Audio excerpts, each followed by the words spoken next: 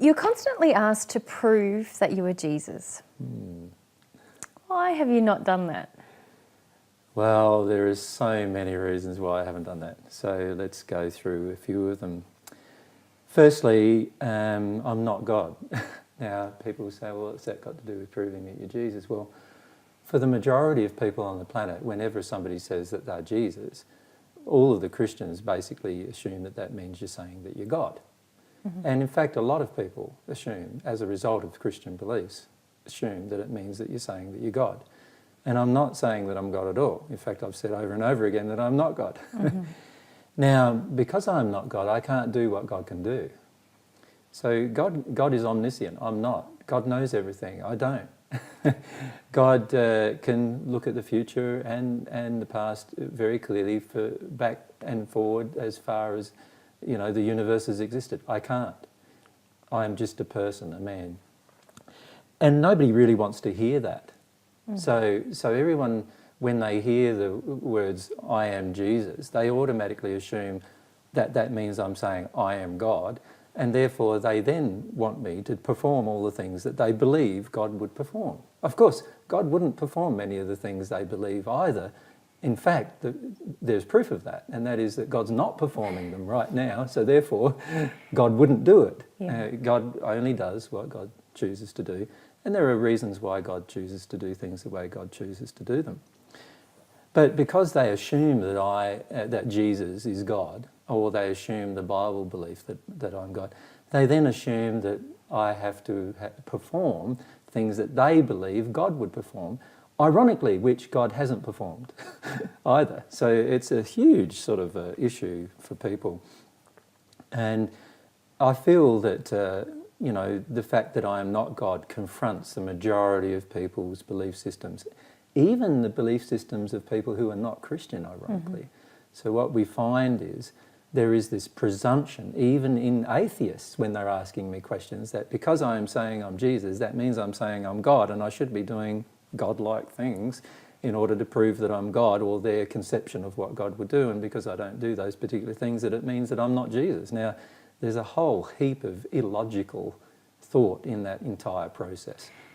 There also seems to be the assumption on the part of even atheists that you're saying that you're Jesus and that you'll do exactly what the Bible, even though they don't believe in the Bible, that you will do the things that it says that you did in the Bible. Yeah, I probably was going to bring that up down the track. But sorry. Yeah. I think firstly it's important to focus on this issue of God, like what people's assumption or presumption is that what God would do. The reality is God has access to every place in the universe right now. So if God's not doing something right now, there's good reasons why God's not doing it. And just because Jesus is on earth, it doesn't mean, even if Jesus was God, it doesn't mean that Jesus would do anything other than what God's already doing. So I can't see any logic in that statement, you know, that, or in any of the belief systems about if I am saying I'm Jesus, therefore I'm saying that I'm God. And because I am not God, I am not going to be doing the things that God could do. And I think that's very important for people to understand. So that would be my first thing, I think, that would need to be raised on the issue. With regard to God and God's laws, the reality is God is never going to break God's own laws in order to prove or disprove something. And I think oftentimes humankind expect God to break God's own laws. Also, what humans view as miracles are not miracles from God's perspective. They are just the perfect enacting of God's laws. And in fact, what people believe are miracles are not what I believe are miracles. I believe there is no such thing, in fact, as a miracle, with the exception of the miracle of the creation of life, which God has engaged.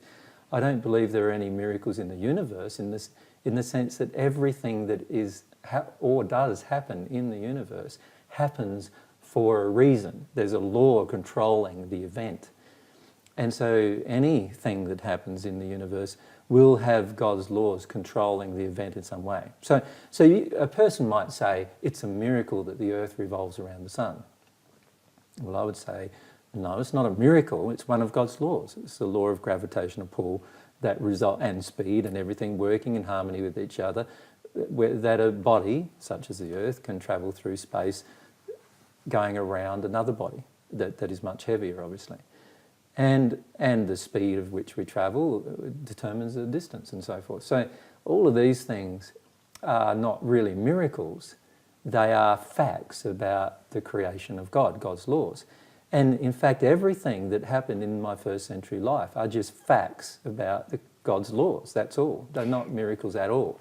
And what we see as miracles are only because we rarely see these laws being engaged on the planet. And because I was in a condition where I could engage more of the laws of God due to my condition of love, I then could put into practice more of God's laws than the average person could do in the first century. And that's the only thing that caused any of the miracles to occur. So you're saying healing people of illnesses, that you were just acting in harmony with some of God's laws in a way that we commonly don't act today on the earth. Most people on the planet have no knowledge of them at this point in time, and so therefore they cannot engage those particular laws. It's a bit like before we discovered the law of aerodynamics, we only engage generally the law of gravity. Mm-hmm. Or we also engage what's called lighter than air forms of transport. So we could not engage any heavier than air forms of transport because of not knowing the law of aerodynamics. But once we knew and understood the law of aerodynamics, now we can engage heavier than air transportation, controlled transportation through the air by engaging another law. And it's only because we know that law that we can engage that particular thing. And it was exactly the same with me in the first century. It was only because I knew more laws than the average person and could engage them because of my condition in love that I could do anything in harmony with what God would do. Mm-hmm. And this proves that I am not God, because the reality is I am fully governed by all of God's laws just as the average person is. Mm-hmm. And therefore I don't see any so-called miracle as being a miracle. To me it's not a miracle, it's just an engagement of another law that the majority of people didn't know or understand at the time. That's all it is. Mm-hmm. It's not anything special other than that. And while it is amazing discovering God's laws and then being able to engage them, it's not a miracle. Mm-hmm. It's a fact of life. It's a thing that God's created as a fact of life. And we, as humanity, only do not engage it because we don't know. We have not yet discovered all of God's laws. And in fact, my opinion is we've discovered very few of them. And as a result, we almost see anything as a miracle when it's not really a miracle. So then you're saying that one of the reasons why you haven't proven that you're Jesus is that you're not God, and a lot of people want you to prove that you're God in actual fact. Exactly. Yeah. And it's impossible for me to prove that I'm God because I am not God. I've said to people, I am not God. And if you want to believe what the Bible tells you, or I would actually argue that it's not even what the Bible tells you, but rather your interpretation of what the Bible tells you. Mm-hmm. And if you would like to believe that, then that's up to you, but it's not true.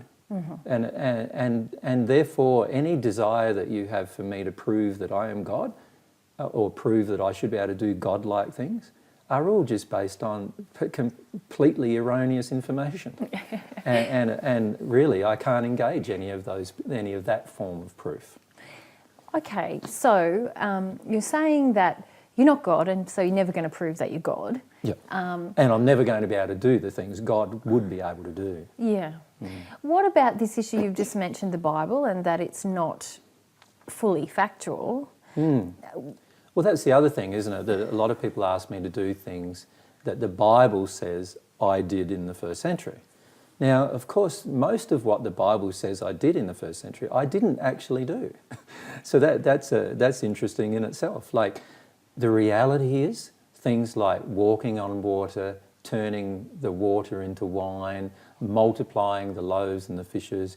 These were all embellishments by people who were quite deceitful after my death, who wanted to embellish my life in order to gain converts to Christianity. And it wasn't even the Christianity I taught. It was already a modification of what I taught. Mm-hmm. So they were trying to gain converts using me as some kind of so-called God that did all these special things, which I never did. I never claimed to be God on earth in the first century, and I've never claimed so since either. Mm-hmm. It's only people after me who have claimed those particular things. Now, some of those people claimed it because they did actually think I was God because of the things that I did. And they are wrong. Like, it's just that they're wrong. Like I said, I don't see any so-called miracle as being a miracle. It's just engaging the laws of God in the manner of understanding. And so many of the things contained within the Bible are false about my life. Now, when people say to me, well, you should do this because that's what you did in the first century, I go, well, firstly, I didn't do that in the first century for a lot of reasons. And secondly, I'm not going to do the same things I did in the first century again, either. Like, I've grown 2,000 years. It's not like I'm the same person as I was then. I've changed quite significantly since then. And so I'm not going to do the same things that I did in the first century. And also, what the Bible says I did in the first century is completely wrong. It's not what I did. And there are some things that are right, and some things that I said are actually in the Bible in the way that I actually said them and so forth. But there's also quite a lot of things in there that I did not say, never would say, and never could say because they were wrong. And so, you know, to actually then want me to do something that the Bible says I did in the first century, which I never did, is not a logical proof that I am Jesus. Okay, so you're saying that a lot of what's contained in the Bible about your first century life is not factual, and so you're never going to do, you didn't do them then, you're not going to do them now. No. There are some things that you said just now that there are some things that are recorded in the Bible that you did do. Certainly. So why aren't you doing them now? Well, this comes to the point of what happens when you become at one with God. See, in the first century, as is recorded in the Bible, there was no record of me ever performing any so-called miracle, which remember I've said that there's no such thing as a miracle anyway, but there's no record of me performing any so-called miracle before I was 30 years of age after my baptism by John, which I was in my 31st year by the Jewish reckoning of counting, and I, before then, could not perform any of these things. Now, I had a choice before then of how to perform things. One way was that I could allow myself to be overcloaked by a spirit. And many people do this today, where they let themselves be overcloaked by a spirit and then they can perform something that the average person on earth can't perform, but which the spirit knows about. Yeah. Like, for example, reading a person's mind. They might be able to read a person's mind. Every single person on earth can do it once they engage the law, once they understand how it works, but the person who's doing it is only just having a spirit tell them the thoughts of another person, and they're open to the connection between themselves and a spirit. Now, I decided in my first century life that I didn't want to do that. I felt it was quite deceitful. I felt it was an erroneous position that a person on earth formed because of some unhealed emotion, and the spirit worked through them for some reason that the spirit had as an unhealed emotion, which was out of harmony with love. So I didn't want to engage doing anything special using a spirit to overcoat me. So I decided all I wanted to do was become at one with God in the way that God displayed love, and then if God wanted to do anything through me, then I would be that vehicle, if you like, to get those particular things done. And it was only by engaging the law that I could do that. I understood that. I understood that God's laws were very much defined by God and were very fixed and immovable, and all I needed to do was bring myself into harmony with the way in which those laws operated in order to perform certain things. So it became, before I was 30 years of age, I could not perform any so-called miracle unless I allowed a spirit to overcloak me, which I did not wish to do. Now, after I was 30 years of age, I became at one with God. And just before my baptism by John, I became at one with God. At that point in time, I knew far more of God's laws than the average person who lived on earth, including John himself. As a result, I could engage some of those laws, which included being able to heal people under certain circumstances, as long as the law was engaged. So I couldn't heal everyone. I only healed certain people under certain circumstances because the law could be engaged in their position. And I didn't, cure the lame either, unless the law could be engaged in a certain way. Then I could cure the lame, because once the law was engaged, then I could engage the process. So this is the only way in which anything can be done, in fact. The law must be engaged in order for anything to be done. You cannot break God's laws in order to perform miracles. All of the so-called miracles are just new laws that mankind has not discovered, and I wouldn't call them even new, really, because from God's perspective, they've existed forever. Right from the inception of our universe, right until now, they've existed. So these are laws that exist that we have to learn how to engage. And really, it's like a scientific process of discovering what those laws are as to how to engage them. In the first century, I discovered a lot of laws, and therefore I knew how to engage them. And in this life, once I go through the process of getting or back to the condition that I want to get through by engaging the laws that are involved in getting into that condition, I will be able to perform many different things, even better things that I performed in the first century. That is my belief at this point in time, because I know more of the laws than I did then. However, it's not going to be miracle. They're not going to be miracles from my perspective. They're just going to be engaging the law. So, but perhaps they look like miracles to other people. They would be the kind of thing that some people wish for you to perform at the moment. Yes, Is that... and it's illogical for them, as we'll discuss in this FAQ session. It's illogical for people to assume that just because I can do one thing, it's proof of my identity, because it isn't. Yeah. All it's proof of is that I can do that thing. Yes. So it's a bit like saying, if you can fly, then it proves that you're Jesus. No, it doesn't. It just proves that you can fly.